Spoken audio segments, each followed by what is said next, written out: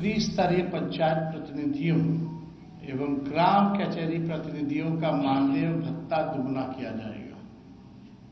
हमारी सरकार बनने पर, महागठबंधन की सरकार बनने पर पूर्व पंचायत एवं ग्राम कचहरी प्रतिनिधियों को पेंशन राशि देने की शुरुआत की जाएगी। कई राज्यों में पेंशन है देने का, लेकिन बिहार में नहीं है। और पंचायत प्रतिनिधियों और ग्राम कचहरी प्रतिनिधियों की ये मांग थी लंबे समय तक कि उनको भी जो है पेंशन दिया जाए। उन लोगों से भी हमारी मुलाकात हुई थी और हम लोगों ने तय किया है कि इनको पेंशन भी दिलाया जाए।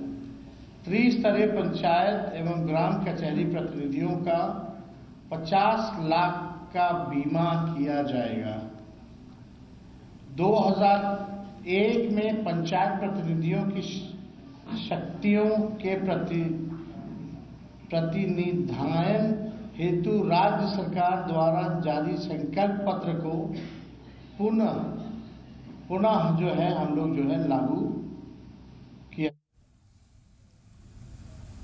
बिहार चुनाव को लेकर पक्ष विपक्ष के दिग्गजों ने अपनी पूरी ताकत झोंक दी है। मरकजी वजीर अमित शाह ने खगड़िया, मुंगेर, नालंदा में ताबड़तोड़ अवामी रैलियां की। वहीं महागठबंधन के सीएम फेस तेजस्वी यादव भी पूरे दिन चुनावी तशहीर में मशगूल नजर आए। तेजस्वी यादव ने खगड़िया के गोगरी और अलौली में चुनाव तशहीर की। वहीं भोजपुर में भी तेजस्वी यादव ने रैली की। एक रिपोर्ट।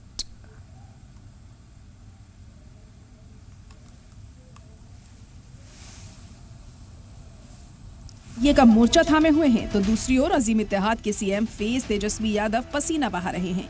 खगड़िया में अमित शाह और तेजस्वी यादव एक दूसरे पर जमकर बरसे।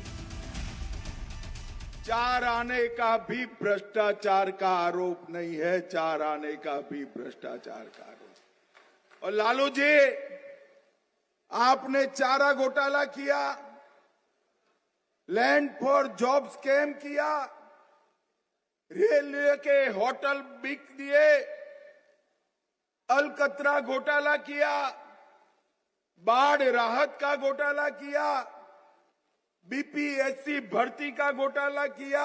यानी राज्य में भी उनका सरकार, केंद्र में भी उनका सरकार, फिर भी प्रवक्ता का यही हाल बदहाल स्थिति में है। बताइए, मोदी जी कोई फैक्ट्री लगाए हैं क्या? किसी नौजवान को नौकरी दिए हैं क्या? केंद्रीय गृह मंत्री अमित शाह ने खगड़िया के JNKT स्टेडियम में रैली खिताब की और एनडीए उम्मीदवारों के लिए वोट की अपील की। वहीं तेजस्वी यादव गोगरी और अलौली में महागठबंधन के उम्मीदवारों के लिए तशहीर करने पहुंचे। दोनों ओर से सियासी तपिश टॉप पर रही। एक्सटॉर्शन, हत्या, फिरौती, अपहरण, जंगल राज चाहिए क्या? अरे जोर से बोलो, जंगल राज चाहिए क्या? ये लालू रबड़ी की सरकार आई तो उसके साथ जंगल राज भी आएगा। हमारी एक कसक है कि बिहार को तेजस्वी नंबर 1 बनाने का काम करेगा। केवल सरकार नहीं बनाना है, बल्कि अलौली, खगड़िया, बिहार बनाने का काम करना है। अमित शाह ने मिशन बिहार के तहत मुंगेर और नालंदा में भी जमकर हुंकार भरी। बिहार में पहले चरण का मतदान होने वाला है।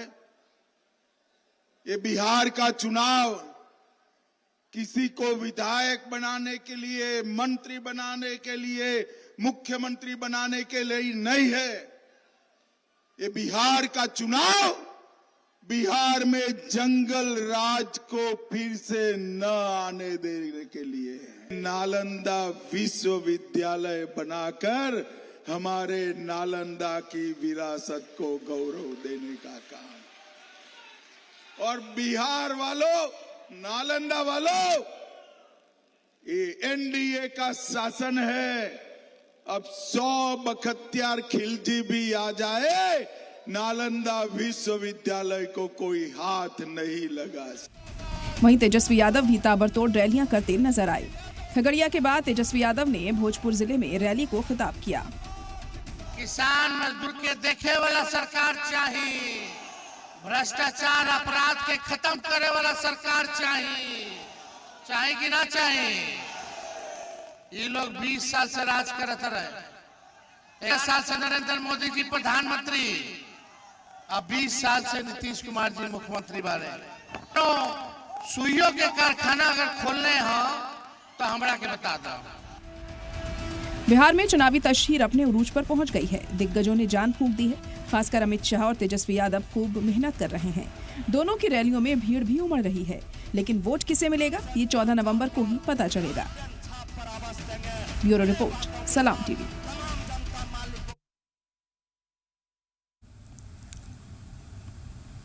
बिहार असेंबली इलेक्शन की चुनावी मुहिम अब जोर पकड़ रही है। सभी सियासी पार्टियों ने अपनी पूरी ताकत झोंक दी है, लेकिन दिलचस्प बात यह है कि हर बार की तरह इस बार भी बिहार की चुनावी मुहिम मुसलमानों पर ही जाकर टिक गई है।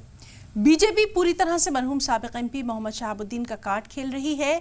वहीं एनडीए में शामिल चिराग पासवान मुसलमानों को वोट बैंक बनाकर रखने का इल्जाम आरजेडी पर लगा रहे हैं और इंडिया अलायंस पर कई तरह के इल्जाम लगाए जा रहे हैं। कहा जा रहा है कि मुसलमानों को कोई बड़ा ओहदा नहीं दिया जा रहा। बिहार चुनाव में इस बार मुसलमान सबसे बड़ा मुद्दा बन गया। क्यों भर कर आया? क्यों चिराग पासवान आज मुसलमानों की बात करते दिखाई दे रहे हैं? क्या खुद चिराग पासवान ने मुसलमानों को कुछ दिया है? आपको दिखाते हैं स्पेशल रिपोर्ट।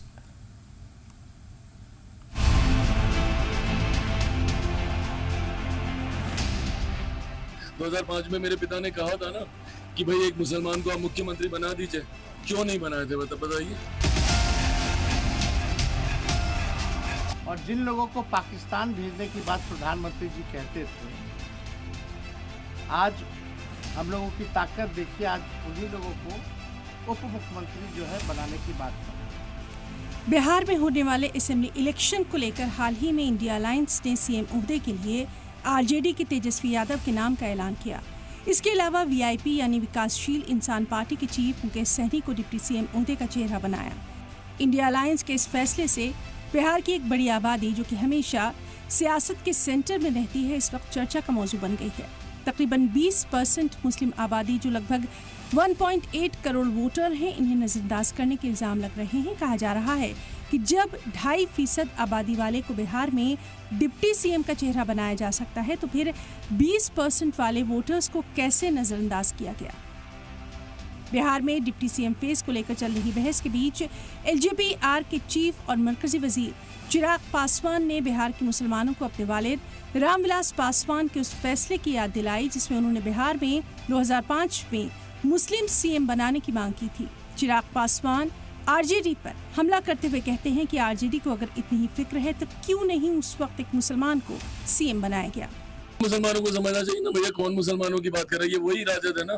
2005 में मेरे पिता ने कहा था ना कि भाई एक मुसलमान को आप मुख्यमंत्री बना दीजिए। क्यों नहीं बनाए थे बताइए।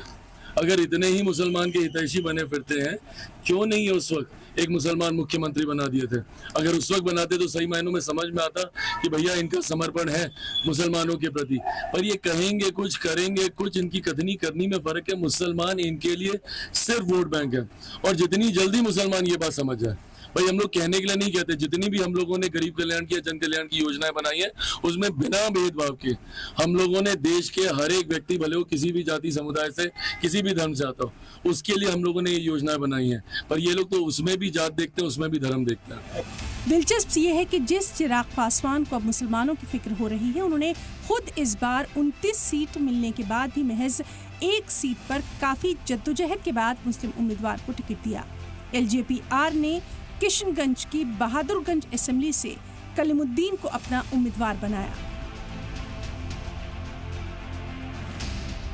इंडिया अलायंस के सीएम उम्मीदवार और आरजेडी के लीडर तेजस्वी यादव ने चिराग पासवान पर पलटवार करते हुए कहा कि जो लोग मुसलमानों को पाकिस्तान भेजने की बात करते हैं, जिनको बीजेपी घुसपैठिया बोलती है, उनको अब डिप्टी सीएम बनाने की बात कर रही है। तेजस्वी ने बीजेपी और एनडीए को जवाब देते हुए कहा कि मुसलमानों की फिक्र हमें है और हम ही उसे दूर करेंगे। बीजेपी के लोग 2-3 दिन से इतने डरे हुए हैं और अब अति पिछड़ों से नफरत करने लगी है बीजेपी। जब से हम लोगों ने उप मुख्यमंत्री अति पिछड़ा समाज के व्यक्ति की घोषणा की है, तब से एनडीए के लोग ट्रोल कर रहे हैं कि अति पिछड़ा को क्यों बना रहा है, क्यों बना रहा है। यानी भाजपा के लोग अति पिछड़ा समाज से नफरत करने लगे हैं। और जिन लोगों को पाकिस्तान भेजने की बात प्रधानमंत्री जी कहते थे, आज हम लोगों की ताकत देखिए, आज उन्हीं लोगों को उप मुख्यमंत्री जो है बनाने की बात कर रहे हैं। तो हम भाजपा के लोगों को कहेंगे कि ये चिंता भी जो है आने वाले समय में दूर कर दी जाएगी। तो जो भाजपा के लोग जिनसे नफरत करते थे, आज उनकी बात करने पे आ गए और अति पिछड़ों से जो है वो पूरी तरीके से नफरत करने लगे हैं। तो ये चिंता प्रधानमंत्री जी की, भाजपा की, जो उनके ट्रोलर्स हैं, जिनको भाजपा बोलती है पाकिस्तान भेज देंगे, जिनको घुसपैठिया बोलती है,